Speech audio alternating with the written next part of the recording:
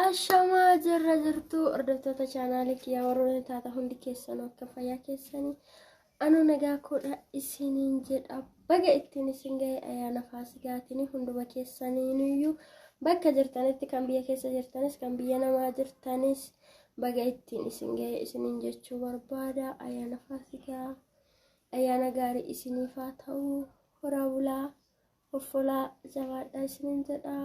Ayyaana gaarii.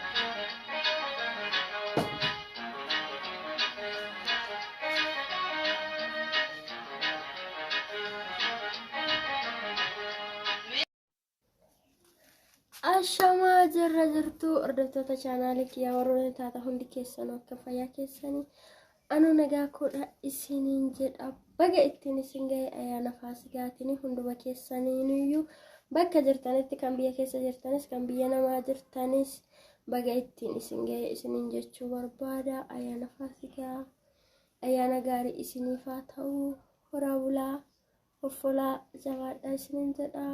Ayyaana gaarii.